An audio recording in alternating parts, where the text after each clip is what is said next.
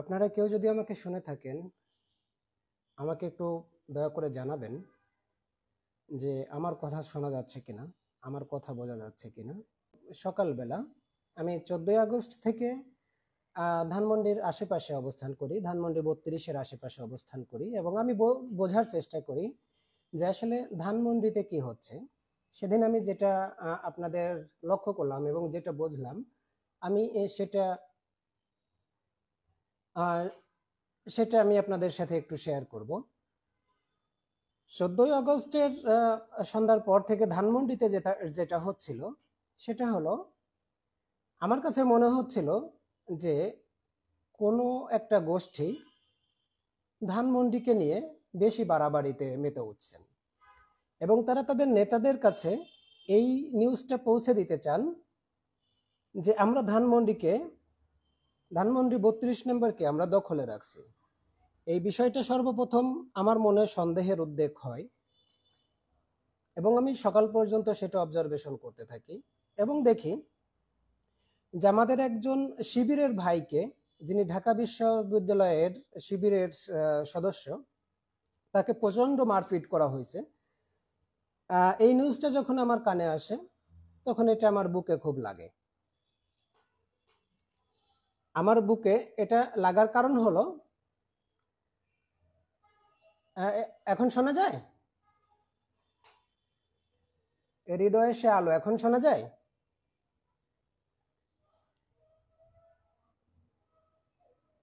জি। আমার কাছে মনে হলো যে শিবিরের যে ভাইয়ের উপর আক্রমণ করা হয়েছে সেটা খুবই অন্যায় ছিল। একজন রিকশাওয়ালা, একজন পথচারী মহিলাকে আক্রমণ করা হয়েছে এবং তাদেরকে যথেষ্ট হেনস্থা করা হয়েছে। এই বিষয়টা আমার কাছে খুব খারাপ লাগছে। কারণ আওয়ামী লীগপন্থী, শেখ মুজিবপন্থী দু চারজন লোক থাকবেই এবং তারা সেখানে যাওয়ার চেষ্টা করবেই এবং তারা সেখানে যখন যাবে তখন সেখানে পুলিশ ছিল, সেনাবাহিনী ছিল, অন্যান্য আইন শৃঙ্খলা রক্ষাকারী বাহিনী সতর্ক অবস্থানে ছিল। তো তাদের উপর যারা মব সৃষ্টি করলেন, আমার কাছে দুটো জিনিস খুব অপরিষ্কার ছিল। একটা হলো, তারা কি এই সরকারকে বেকায়দায় ফেলতে চায় মব শব্দটা সামনে এনে, অথবা নিজেদের কিছু আড়াল করতে চাই যে না, আমরা 32-এ আছি, আমরা কোনো কারোর দোষর না, কিংবা আমরা কারোর সাথে নাই, যেটা আমরা সন্দেহ করতেছিলাম আগে থেকেই সেই বিষয়টা নিয়ে। দেখেন, শিবিরের কোনো ভাই যদি আক্রমণের শিকার হয়, আমি সেখানে কেন যাব?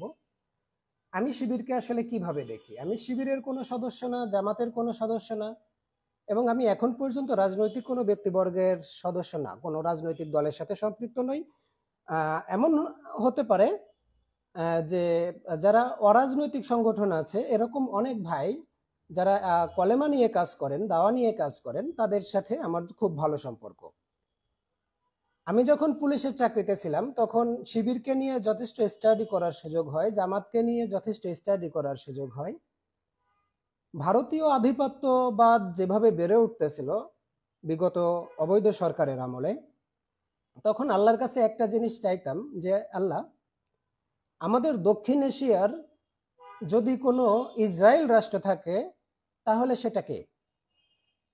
মন থেকে একটা উত্তর আসলো, সেটা হচ্ছে ভারত।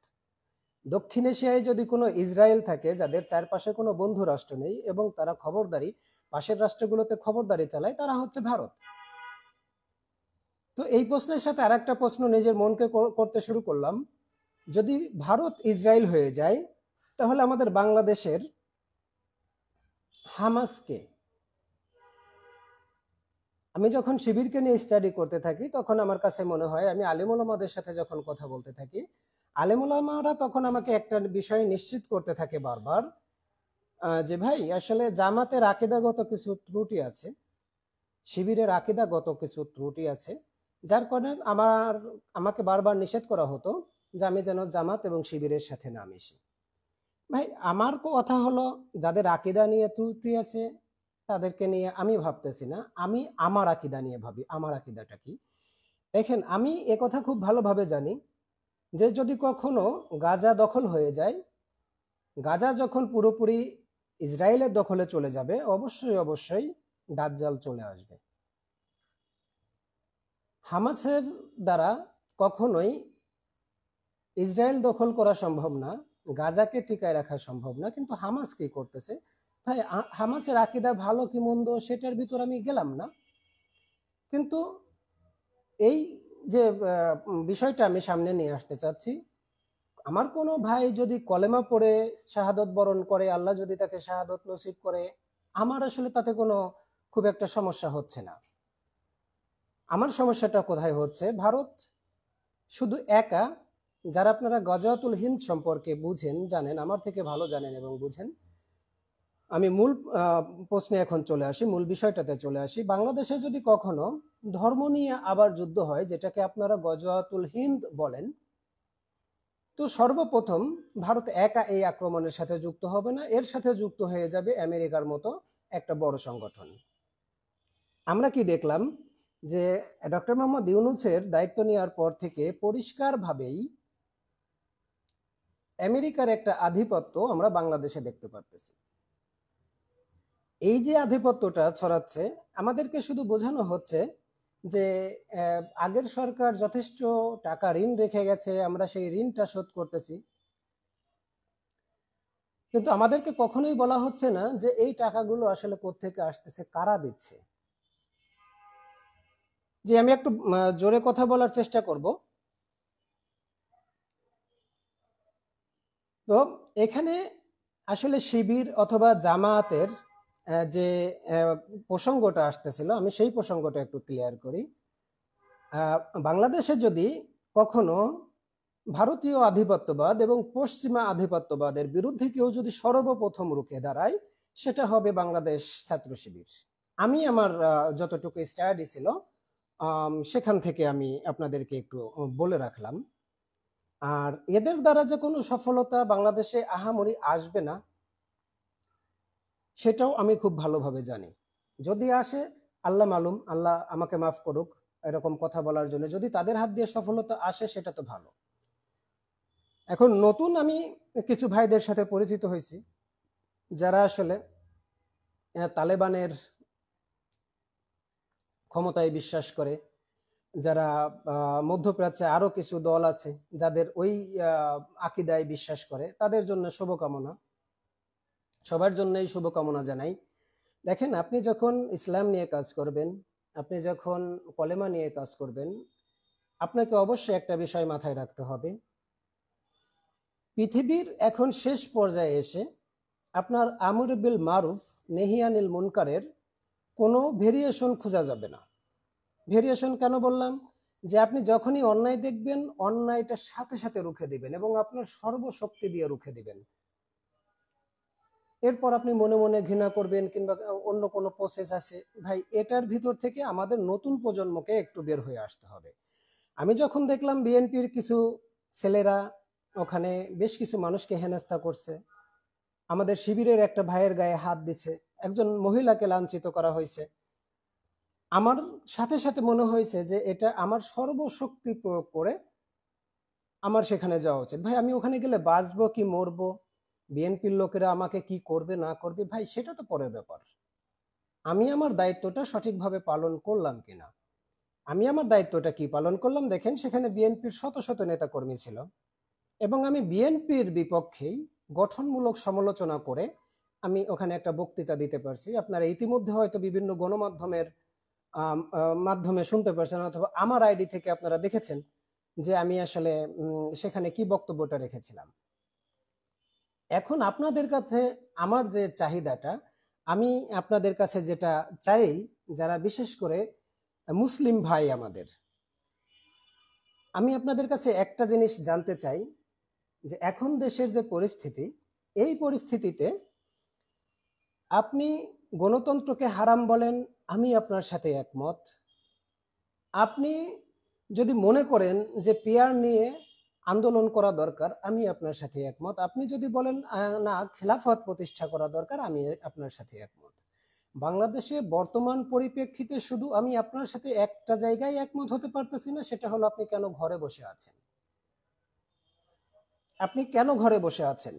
দেখেন, আমরা যদি দেখি যে মোটামুটি ভালো একটা বড় সংগঠন, বরিশালের যে পীর সাহেব আছেন, ওই পীর সাহেব, ওনার অনেক বড় একটা সংগঠন আছে।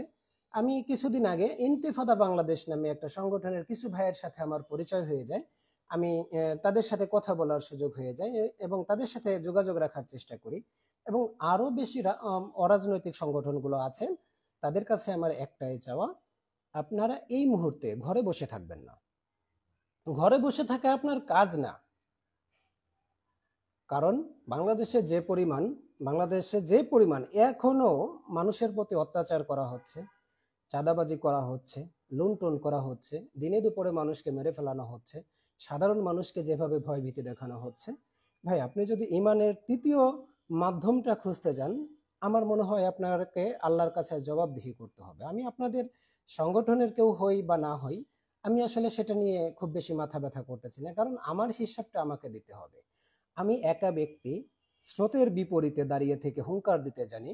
আমি একা ব্যক্তি হাজারো মানুষের ভিতর দাঁড়িয়ে সে যদি অন্যায় করে তাকে আমি ধমক দিতে পারি। আমি একা ব্যক্তি শুধু এতটাই মনে করি, আমার কি আকীদা আছে না আছে, আমি শুধু চাই যে আল্লাহ যেন মৃত্যুর সময় আমার কলেমাটা নসিব করেন। আমি আপনাদেরকে মাঝে মাঝে জিমের একটা ভিডিও শেয়ার করার চেষ্টা করি এবং এইটা নিয়ে অনেকেই একটু কথা বলছেন। আমি আপনাকে শুধু একটা কথাই বলি, ভাই আমি আপনার শরীর দেখানোর জন্য, আমার শরীর দেখানোর জন্য আমি জিম করি না। আমি শুধু জিমটা করে আপনাকে দেখাই এই কারণে যে আপনি যেন প্রস্তুতি নিয়ে রাখতে পারেন যে আপনি আগামী দিনে অন্যায়ের সামনে ঢাল হয়ে দাঁড়াচ্ছেন। আমি জানি না আপনি এই কথাটা কিভাবে নিচ্ছেন। জি ভাই, এখন যেটা দেখতে পারলাম, পশ্চিমা আধিপত্য বলতে যেটা আপনাদেরকে বোঝাতে চাচ্ছি, হিজবুত তাহরীরের কথা বলছেন এক ভাই। শুধু হিজবুত তাহরীর না, আমাদের যারা মাজার পূজারী আছে তারা অল্প কিছু টাকার কাছে তারা মাথা বিক্রি করে দিয়েছে। এবং বলতে খুবই খারাপ লাগতেছে যে অল্প কিছু মানুষ যাদেরকে আমরা এতদিন আপন করে জানতাম, তাদের অনেকেই দেখলাম মাত্র ৩-৪টা আসনের আশায় তারা নিজেদেরকে বিক্রি করে দিছে। আমার প্রিয় তাওহীদি ভাইয়েরা, আপনাদের কাছে একদম হাত জোর করে রিকোয়েস্ট করি, একদম হাত জোর করে অনুরোধ করব, আপনারা যে সংগঠনে আছেন সেই সংগঠনের নেতার সাথে আপনারা একটু বসেন, দয়া করে একটু বসার চেষ্টা করেন। বসে তারা আপনাকে কি পরামর্শ দেয়। আমি আপনাদের আগের ভিডিওতে একটু বলছিলাম যে ভাই আপনারা একটু ঘর থেকে বের হন, একটু ঘর থেকে বের হয়ে দেখেন কোন কোন মানুষগুলো বিপদে আছে, কোন কোন মানুষগুলো আসলে তাদের সংসার চলে না কিন্তু চাঁদা দিতে হচ্ছে, কোন কোন মানুষগুলোকে ভয় দেখানো হচ্ছে। ধানমন্ডি 32-এ কি হচ্ছিল ভাই, আমি যেরকম দেখছিলাম আপনিও সেরকম দেখছিলেন। ঢাকা থেকে আমি দেখলাম না যে 10-12 জন দাড়ি টুপিওয়ালা মানুষ সেখানে গিয়ে আইন শৃঙ্খলা রক্ষা বাহিনীর কাছে জিজ্ঞাসা করলেন কিংবা এটা জানতে চাইলেন যে ভাই এখানে তো আপনারা আইন শৃঙ্খলা রক্ষা করতেছেন, সেনাবাহিনী আছে, তারপরেও কিছু ছেলেরা এখানে কিভাবে একজন নারীকে হেনস্থা করে, একজন শিবিরের ভাইকে কিভাবে এখান থেকে ছাত্রলীগ ট্যাগ দিয়ে এখান থেকে মারধর করে রক্তাক্ত করে ছেড়ে দিল। যাই হোক, আপনারা হয়তো ওইটা ভালো মনে করছেন, আপনারা সেটা প্রতিবাদ করতে পারেন নাই। আমার কাছে মনে হয়েছে যে এইরকম কিছু দৃশ্য দেখার পরেও ঘরে বসে থাকলে আল্লাহ আমাকে ক্ষমা করবে না। আল্লাহ আমাকে প্রতিবাদের ভাষা দিছে, আল্লাহ আমাকে প্রতিবাদী গড়ে গড়ে তুলছে। আমার পরবর্তী প্রজন্ম এরকম প্রতিবাদী হয়ে উঠবে। মৃত্যুর ভয় যার ভিতর আছে সে কখনোই আল্লাহ ভীতি হতে পারে না। পশ্চিমা আধিপত্যবাদ আমাদের এই দেশে যেভাবে ডালপালা ছড়াচ্ছে এবং শিকড়টা যতটা গভীরে যাচ্ছে, আপনারা ধরে রাখেন একদম জানুয়ারি পর্যন্ত, ভাই নির্বাচন ফেব্রুয়ারিতে হবে কি হবে না সেটা আসলে সময় আসলে বলে দিবে। দেখেন, আমি শুধু একটা জিনিস জানি, ডক্টর মোহাম্মদ ইউনূসের হাত যার মাথার উপর থাকবে আর আমেরিকা যার বন্ধু অথবা শত্রু হয়ে যাবে, তার অন্য কিছু লাগবে না। আমাদের এখন যে বাংলাদেশের যে দায়িত্বে আছেন ডক্টর মোহাম্মদ ইউনূস, ইনি কি করবেন না করবেন, ইনি এত বড় মাপের খেলোয়াড় যে ইনি কি করবেন না করবেন সেটা আসলে বোঝা যায় না। বোঝা যায় না কি কারণে, ইনি আসলে নীরব থাকতে ভালোবাসেন। উনি যখন নীরব থাকবেন তখন ওনাকে নিয়ে একটা ভিডিও করছিলাম, যখন উনি জুলাই সনদপত্র দিল, আমি তখন ওনাকে দেখতেছিলাম এবং ওনার চোখ মুখ দেখে আমার মনে হলো, যতটুকু মনে হলো আমি গত লাইভে আপনাদের সাথে শেয়ার করার চেষ্টা করছি। এখন যে নীরব থাকে, বিশেষ করে দেখেন এখন রাজনীতির মাঠে সব থেকে বেশি নীরব ভূমিকা পালন করতেছে জামাত ইসলাম। এটা যে কত বড় কৌশল, নীরব থাকাটা সব থেকে বড় কৌশল, বিশেষ করে রাজনীতির মাঠে। ডক্টর মোহাম্মদ ইউনূস নীরব থাকতে ভালোবাসেন, নীরব থাকতেই উনি পছন্দ করেন, যার কারণে ওনাকে আসলে বোঝা যাচ্ছে না। ওনাকে যদি বোঝা যেত যে উনি ফেব্রুয়ারিতে নির্বাচন দিচ্ছেন কি দিচ্ছে না, পিআর সিস্টেম আসতেছে কি আসতেছে না, এবং নির্বাচনে কোন কোন দল অংশগ্রহণ করবে কোন কোন দল অংশগ্রহণ করবে না, এটা আসলে সময় এবং পরিস্থিতি বলে দিবে। এরকম হতে পারে যে জামাত যদি পিআরের জন্য আন্দোলন করে, পিআরের জন্য যদি আন্দোলন করে এবং এনসিপি যদি তাদের মৌন সমর্থন দেয়, এনসিপি যদি মৌন সমর্থন দেয় এবং ইসলামী দলগুলো যদি তার পেছনে আসে, হতে পারে যে নির্বাচনের সময়টা কিছুটা ব্যাহত হতে পারে, কিন্তু নির্বাচনটা হয়ে যাবে আমার মনে হয়। আমি যে মেসেজটা আপনাদের কাছে নিয়ে আসছিলাম সেটা হলো, আমার তাওহিদি ভাই, আমার বিপ্লবী ভাইয়েরা যারা আছেন, অন্যায় যেখানে দেখবেন সেখানেই প্রতিহত করবেন। শুধু একটাই, আমি আপনি একদিন থাকবো না এই পৃথিবীতে, আমি আপনি থাকবো না, আমরা চলে যাব। আসলে মৃত্যুর জন্যই পৃথিবীতে আসছি। আমি যে খুব বড় বিপ্লবী সেটা প্রমাণ করতে চাচ্ছি না আপনার সামনে, আমি যে খুব বড় প্রতিবাদী সেটা প্রমাণ করতে চাচ্ছি না, আমি ভাইরাল হতেও আসি নাই। দেখেন আমাকে কে ভাইরাল করলো, আমি শুধু এনসিপির সমাবেশের সামনে গিয়ে বসেছিলাম। আমি বিষয়টা ক্লিয়ার করছি কি কারণে বসেছিলাম। আমাকে রয়ের এজেন্ট হিসেবে ভাইরাল করা হয়েছে, আমাকে কিলার হিসেবে, শুটার হিসেবে ভাইরাল করা হয়েছে। আমি আল্লাহর কাছে শুধু চাইতেছিলাম যে আল্লাহ তুমি শুধু আমার মান সম্মানটা যেন নষ্ট না হয়, এতটুকু দেখো। বাংলাদেশের প্রথম সারির গণমাধ্যম যারা ছিল তারা ইতিমধ্যে আপনাদের দোয়ায় আমি এই গুজবের যথেষ্ট ভালোভাবে জবাব দিতে পারছি। আমার তাওহিদি ভাইয়েরা, আপনারা শুধু একটা কাজ করবেন, আপনাদের কাছে রিকোয়েস্ট থাকবে যে আপনারা অন্যায়ের প্রতিবাদটা এখন থেকেই করেন। সে যেই অন্যায় করুক, দেখেন সরকার অন্যায় করলে সরকারের বিরুদ্ধে বলবেন, বিএনপি অন্যায় করলে বিএনপির বিরুদ্ধে বলবেন, এনসিপি অন্যায় করলে তাদের বিরুদ্ধে বলবেন। এখানে আমরা কাউকে গালি দিচ্ছি না, আমরা কাউকে জোর করতেছি না, আমরা শুধু গঠনমূলক সমালোচনা করতে চাচ্ছি, যে গঠনমূলক সমালোচনা গণতন্ত্রের একটা পার্ট। হযরত ওমর রাদিয়াল্লাহু আনহুর ঘটনাটা যদি আপনাদের মনে থাকে, যে হযরত ওমর রাদিয়াল্লাহু আনহু খুতবা দেওয়ার সময় যে কথাটা জিজ্ঞাসা করেছেন যে আমি কোরআন হাদিসের বিপক্ষে যদি কিছু বলি তোমাদের কিছু বলার আছে কিনা, একজন যুবক লাফ দিয়ে দাঁড়ায় গেলেন এবং সাথে সাথে তাকে বললেন যে হ্যাঁ, আপনি কোরআন হাদিসের বাইরে গেলেও আপনাকে জবাব দেওয়া হবে কিংবা আপনাকে প্রতিহত করা হবে। আমি এরকম কিছু মানুষ চাচ্ছি, এরকম কিছু মানুষকে ভালোবাসতে চাচ্ছি যারা আপনার নেতাকে শুধুমাত্র হযরত মুহাম্মদ সাল্লাল্লাহু আলাইহি সাল্লাম, আপনি কাকে ভয় পান? শুধু আল্লাহকে ভয় পান। এই পৃথিবীতে কাউকে আপনি ভয় পান না, এই পৃথিবীতে অন্য কাউকে আপনি নেতা মানেন না। যদি তাই হয়ে থাকে, অবশ্যই অবশ্যই আপনাদের এখন থেকেই, যারা বিশেষ করে 5 ওয়াক্ত নামাজ মিনিমাম পড়েন, তারা অন্যায়ের প্রতিবাদের জন্য রাস্তায় নেমে আসেন। ফেব্রুয়ারি পর্যন্ত নির্বাচন হবে কি হবে না সেটা আমাদের আসলে মাথা ব্যথার কোনো কারণ নেই। রাজনৈতিক দলগুলো যদি মনে করে যে এই নির্বাচনে অংশ নেওয়ার দরকার আছে, লেভেল প্লেইং ফিল্ড তৈরি হয়ে গেছে, সেটা তারা বুঝবে। আমরা তো কোনো রাজনৈতিক দলের সাথে সম্পর্কিত না, আমরা তো কোনো রাজনৈতিক দলকে সমর্থনও করি না। আমরা তাদেরকে সমর্থন করি যারা দেশের মানুষের জন্য কাজ করতে চায়, আমরা তাদেরকে সমর্থন করি যারা দেশের মানুষের জন্য রাজনীতি করতে চায়। আপনি রাজনীতি করে পকেট ভারী করবেন, আপনি রাজনীতি করে নিজের ক্ষমতাকে জাহির করতে চাইবেন, আর আমরা সেটা মেনে নেব, সেটা কোনোভাবেই সম্ভব না। আমাদের সামনের সপ্তাহ থেকে আমি চেষ্টা করব, আমার এখানে যারা শেয়ার করেন, আমার এখানে যারা কথা বলেন, আমার জন্য যারা দোয়া করেন, তাদেরকে নিয়ে প্রতি জেলা থেকে একজন অথবা দুইজন কিংবা প্রতি উপজেলা থেকে বেশ কিছু লোক নিয়ে আমি একটা টিম গঠন করব। আপনাদের এলাকায় কখন কি হচ্ছে না হচ্ছে আমরা তথ্য আদান প্রদানের জন্য আমি একটা টিম গঠন করব। কোথায় কি হচ্ছে না হচ্ছে আপনি সাথে সাথে আমাকে জানাবেন, আমার কাছে কি কি তথ্য আছে আমি সেটা আপনাদেরকে জানাবো। এই তথ্য আদান প্রদানের মাধ্যমে আমাদের বড় একটা নেটওয়ার্ক গড়ে উঠবে। আমরা কোনো দলের না। যদি কোনো দল থাকে, যদি কোনো ভয় থাকে, সেটা আল্লাহর জন্যে। আমরা যদি মরি আল্লাহর জন্যই মরবো, আমরা যদি বেঁচে থাকি আল্লাহর জন্যই মরবো। আমাদের মান সম্মান, আমাদের হায়াত মৌত একমাত্র আল্লাহর হাতে। আমি চেষ্টা করব আগামী সপ্তাহ থেকেই একটা টিম গঠন করার জন্য, যারা আমার কথাগুলো মিনিমাম মানুষের কাছে পৌঁছে দেন। তাদের জন্য দোয়া ভালোবাসা থাকবে।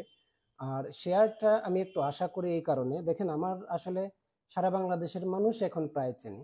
আপনাদের কাছে একটু শেয়ার আশা করি এই কারণে, কারণ আপনারা যখনই শেয়ার করবেন তখন আমার এই আইডিটা মিনিমাম কিছুটা হলেও গুজব যারা ছড়াচ্ছে কিংবা যারা এই আইডিতে রিপোর্ট করতেছে তাদের হাত থেকে আইডিটাকে একটু সেভ করা যাবে। আইডিটা সেভ করলে কি হবে, আমি আপনাদের সাথে মাঝে মাঝে কথা বলতে পারবো, আমি আপনার সাথে মাঝে মাঝে থাকতে পারবো, এবং আমি আপনাদের সাথে, আপনাদের যাদের খুব বেশি ইমানি শক্তি আছে, ইমানি জজবা আছে, তাদের সাথে আমার আসলে একটু বসার খুব ইচ্ছে আছে। দেখেন আমি যদি ইমানি শক্তি কথা বলি, দেখেন আমি একজন সাধারণ একজন সম্মুখ যোদ্ধা। আমাকে আপনারা একদম মুজাহিদ বানাই ফেলবেন না। দেখেন একজন সম্মুখ সারির যোদ্ধা সে হচ্ছে হামাসের মতো, আর মুজাহিদ যেটা হচ্ছে সেটা হচ্ছে তালেবানের মতো। আপনাদেরকে এই জিনিসগুলো একটু একটু বুঝতে হবে। না বুঝলে হবে কি, শুধু শুধু আমার একটু দাড়ি ছোট দেখে, আমার একটু চুলে ঝুটি দেখে আপনারা আমাকে কাফের ফতোয়া দিতে থাকবেন, আপনারা আরেকজন ভাইকে এইভাবে করতে থাকবেন। দেখেন সম্মুখ সারির যারা বিপ্লবী আছে, সম্মুখ সারির যারা যোদ্ধা আছে, এদের ভিতর এবং মুজাহিদ ভাইদের ভিতর একদম আকাশ পাতাল তফাৎ আছে। আমাদের দিয়ে কি হবে, আমরা যারা সম্মুখ সারির যোদ্ধা আছি, আমাদের জীবনের বিনিময়ে একটা বীজ বপন হবে, যে বীজটা হবে কলেমার বীজ। আর দিন আপনাদের মাধ্যমেই, যারা মুজাহিদিন হতে চান কিংবা জিহাদি হতে চান, আপনাদের মাধ্যমে আসলে বাংলার বুকে কলেমা প্রতিষ্ঠিত হবে, কলেমার পতাকা উঠবে। আমি মনে হয় আপনাদের কাছে এই বিষয়টা বুঝাতে পারতেছি। এলজিবিটি, সমকামিতা, ভারতীয় আধিপত্যবাদ, আমেরিকার আধিপত্যবাদ, যেভাবে এটার শিকড় যে কত গভীরে যাচ্ছে, ডালপালা যে কত দ্রুত ছড়াচ্ছে, আপনি যদি একটু বিবেকবান না হন, আমি আপনাকে আসলে এত বলে বুঝাইতে পারবো না। আপনাদের কাছে হাত জোর করে বলি, দেশের মানুষকে যদি বাঁচাতে চান, ইসলামকে যদি বাঁচাতে চান, একটু এক হয়ে যান। আপনারা এক হয়ে যান। আমি আসলে মরার জন্যই তৈরি হয়ে আছি। আপনারা দেখবেন যে আমি আসলে কোনো কিছুকেই ভয় পাই না, আমি মরার জন্যই তৈরি হয়ে আছি। শুধু একটা জিনিস চাইবো, আপনারা আমাকে দোয়া করবেন যেন আমি সবসময় আসলে ইস্তেগফার পড়ি। আল্লাহ আমাকে যতক্ষণ প্রতিটা নিঃশ্বাসে চেষ্টা করি ইস্তেগফার পড়ার জন্য, আল্লাহ যেন আমাকে মৃত্যুর সময় কলেমাটা নসিব করে, এবং এই মৃত্যুটা যেন খুব তাড়াতাড়ি হয়ে যায় আমার। আমি আপনাদের জন্য কোনো পথ দেখিয়ে দিতে চাই না, পথ তো আমাদেরকে হযরত মুহাম্মদ সাল্লাল্লাহু আলাইহি ওয়াসাল্লাম দেখিয়ে দিয়ে গেছেন। আমি শুধু আপনাদের কাছে এটা জানতে চাচ্ছি, দেশের এই করুণ পরিস্থিতিতে, দেশের এত বড়, আপনি দেখতেছেন ভারতীয় আধিপত্যবাদ কিভাবে বিস্তার ঘটতেছে, আমেরিকান আধিপত্যবাদ কিভাবে বিস্তার ঘটতেছে, এরপরেও আপনি ঘরে বসে আছেন এবং আপনি দাবি করতেছেন যে আপনি মুজাহিদিন। আমি আপনাকে কারোর সাথে মারামারি দ্বন্দ্বে লিপ্ত হতে বলতেছি না। আমি তো গতকাল ধানমন্ডি 32 নম্বরের বাঘের মতো দাঁড়িয়েছিলাম, বুক চিতিয়ে দাঁড়িয়েছিলাম, সেখানে 200-300 লোক আমার বক্তব্য শুনতেছিল। আমাকে যদি ওখানে হিট করতো, আমার ফিরে আসার কোনো সুযোগ ছিল না। কিন্তু আমি একটা জিনিস জানতাম, আমি ওখানে গেছি শুধুমাত্র অন্যায়ের প্রতিবাদ করার জন্য। আর এই অন্যায়ের প্রতিবাদ করার জন্য যদি আমার মৃত্যু হয়, সে মৃত্যুটা আমার জন্য সৌভাগ্যের মৃত্যু। আওয়ামী লীগের হাতে মৃত্যু হবে, বিএনপির হাতে মৃত্যু হবে, এর হাতে, এর, ভাই এত কিছু তো ভাবতেছি না। আমি তো মরতেই চাই। আমি তো পৃথিবীতে আসছেই মরার জন্যে। আমি বিছানায় শুয়ে শুয়ে মরাটা পছন্দ করি না, রাস্তায় গুলি খেয়ে মরতে পছন্দ করি। ভাইরা আমার, তাওহীদি ভাইরা আমার, ঘরে বসে থাকার সুযোগ এখন নাই। আপনারা যেখানেই অন্যায় দেখবেন, আমি আপনাদেরকে রিকোয়েস্ট করব, যদি আমরে বিল মারুফ নেহি আনিল মুনকারের প্রতি বিশ্বাস করে থাকেন, এই কথাটা যদি আপনারা মিনিমাম জেনে থাকেন, ইমানের যে প্রথম ধাপ হচ্ছে সেটা আপনি সরাসরি নিজের যতটুকু শক্তি আছে সেই শক্তিটা প্রয়োগ করে সেটাকে আটকে দিবেন। আপনি যদি দেখেও না দেখার ভান করেন, আপনি সারা জীবন ভালো থাকবেন, সারা জীবন সুস্থ থাকবেন। তবে একটা বিষয় বলে দেই, আপনাকে কিন্তু আল্লাহর কাছে জবাব দিতে হবে। আপনার যৌবনকাল আপনি কি কাজে ব্যয় করছিলেন, এই জবাবটা আপনি না দিয়ে আপনি হাসরের ময়দানে এক পাও নড়তে পারবেন না। ভাইরা আমার, আমি আমার জবাবটা দিব, আপনি আপনার জবাবটা দিব। শুধু এতটুকু বলে রাখি, আপনাদের ইমানের দাবি এখন এখন আপনাদের কাছে শুধু ইমানের দাবিটা আমি বলি, ঘরে বসে থাকার কোনো সুযোগ নেই। আপনি রাস্তাঘাটে হাঁটতে চলতে যেখানেই অন্যায় দেখবেন, আপনি সেখানেই সাথে সাথে প্রতিহত করে দিবেন। আজকে যেটা করতে পারতেছেন না, সেটা যদি আমি আরো 2 4 6 মাস পরে আপনি করতে যান, সেটা আপনার জন্য আরো কষ্টের হয়ে দাঁড়াবে। আমাদের মতো যারা সম্মুখ সারির বিপ্লবী আছেন, যারা নিজেদেরকে একটু সাহসী মনে করে, আল্লাহ যাদের ভিতরে একটু সাহস দিয়ে দিয়েছে, আমাদের রক্তের উপর আপনারা দাঁড়িয়ে যাবেন। আমাদের রক্ত শুকানোর আগে আগেই যেন এই বাংলার মাটিতে কলেমার পতাকা সুন্দরভাবে উঠতে থাকে, সেই দোয়াটা আপনিও আমার জন্য করবেন, আমিও আপনার জন্য করব। সবাইকে শুভরাত্রি। আসসালামু আলাইকুম।